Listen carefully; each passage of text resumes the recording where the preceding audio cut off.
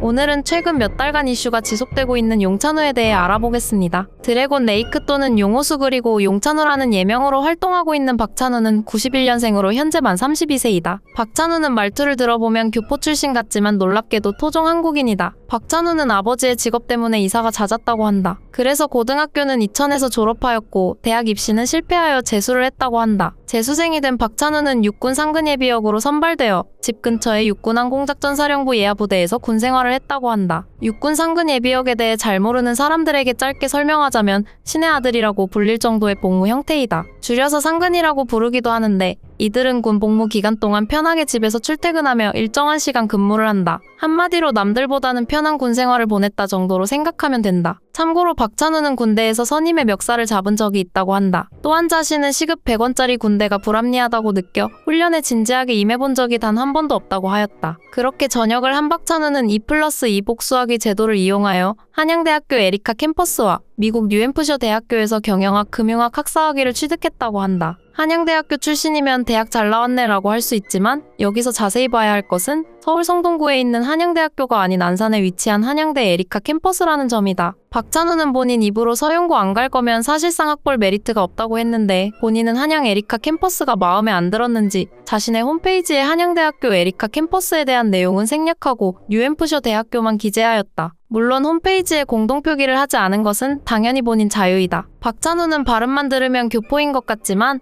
놀랍게도 박찬우는 미국 뉴햄프셔 대학교를 다닌 유학 시절 인연이 전부인 토종 한국인이다. 유학생 출신 박찬우는 자신의 홈페이지에 뉴햄프셔 대학 금융학 과정에서 최우등 졸업을 하였다고 자랑스럽게 표기되어 있다. 여기서도 대학교명은 영어로 기재하였지만 최우등 졸업은 한글로 표기해 두었는데 이는 영어를 하지 못하는 이들이 혹시나 최우등 졸업인 걸 모를까봐 친절히 적어둔 듯하다. 이후 대학을 졸업한 박찬우는 2016년에 처음으로 영상을 제작한 경험을 살려 2017년 용호수 스튜디오 채널을 개설하였다. 뜬금없이 박찬우는 용호수라는 예명과 용호수를 영어로 직역하여 드래곤 레이크라는 예명을 사용한다. 용호수라는 예명은 호수에서 용이 승천하는 본인의 태몽에서 아이디어를 얻었다고 한다. 공교롭게도 예명 중 드래곤이라는 단어가 지드래곤과 겹치기도 하고 박찬우가 지드래곤의 말투를 흉내낸다는 일부 시청자들의 지적도 있다. 첫 인사말을 안녕하세요 창의적인 구독자 여러분, 비디오 아티스트 용호수입니다 라고 시작한다. 본인을 비디오 아티스트라고 자칭하여 영상 제작 관련 콘텐츠를 올렸는데 이외로 한국에서 반응이 좋았다. 물론 초창기에는 발음을 굴리지 않았고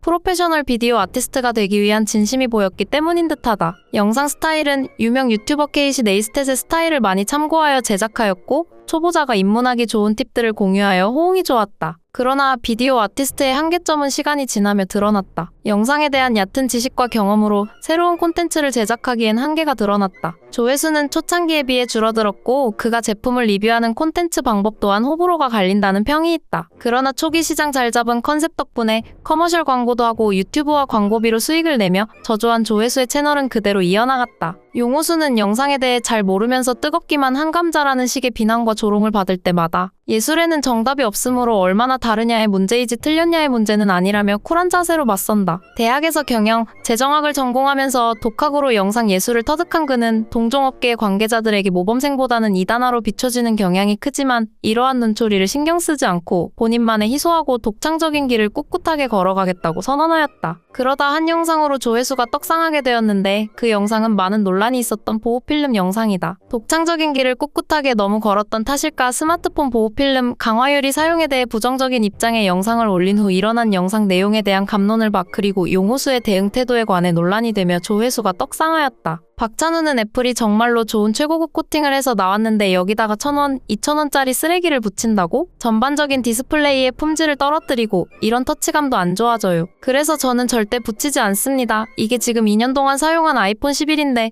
정말 자세히 찾아보면 이런데 조금 긁힌 거 있는데 흠집 없어요. 깨끗이 한번 닦으면은 그냥 샀을 때 하고 그대로예요. 긁힘 방지나 뭐 이런 것들이 다 이미 들어가 있기 때문에 여기다 뭐 붙이는 거는 추천드리지 않습니다 라고 주장하였고 이를 본 일부 시청자들은 반론이 많아졌고 용호수는 약 3시간에 달하는 영상을 2편 업로드하여 이에 대해 반박하였다. 팩트는 보호필름이 중요한 게 아니고 박찬우가 보호필름 사용자를 비하하고 반대되는 의견을 무시하고 비꼬는 태도를 보였다는 점이다. 참고로 박찬우는 애플을 믿고 그냥 써라 개발자가 의도한 대로 강화유리 필름 같은 건 붙일 필요가 없다라고 했지만 정작 그 아뽀 또한 공식 홈페이지를 통해 자사 제품의 화면을 보호하는 벨킨의 강화유리 필름을 판매하고 있다. 용호수의 주장대로 보호필름 따위를 쓰지 않더라도 정말로 안전하다면 왜 굳이 제조사에서 직접 보호필름 사용을 권장하고 판매까지 하고 있는지에 대해 의문이 들 수밖에 없는 부분이다. 사소한 꼬리잡기를 즐기지 않는 박찬호는 사실 꼬리잡기를 좋아하는 듯하다. 한 시청자가 댓글로 아스팔트에 몇 번 문지르거나 칼을 수직으로 떨어뜨리면 좀 더 설득력 있는 영상이 되지 않았을까 싶다라고 남겼는데 박찬호는 와 공감됩니다. 일상생활에서 매일 겪는 일이네요. 그래서 보호필름 꼭 쓰시길 추천드립니다. 라며 비꼬는 듯한 느낌의 말투로 친절하게 꼬리를 잡기 시작하였다. 더 설명하면 머리 아파지니 이 사진들은 보면 이해가 쉬울 듯하다. 어그로를 끌려고 휴대폰 보호필름 강화유리 콘텐츠를 제작한 건 물론 아니겠지만 광역 어그로가 제대로 끌렸다. 그러나 이후 다시 저조한 조회수를 기록하며 콘텐츠의 방향성은 잃어갔고 비디오 아티스트라는 지칭 또한 컨셉 또한 민망할 정도로 불투명해졌다. 하늘이 무너져도 솟아날 구멍은 있다고 하지 않았던가? 박찬호는 2017년부터 시작한 강의 경력을 살려 강연의 비중을 더한 듯하였다. 강연의 내용은 영상제 작에 대한 내용이고 비싼 강연료 덕분일까? 현재 강남에 사무실이 2개를 사용하고 있다고 한다. 용호수에 대하여 논란과 정보가 너무 많지만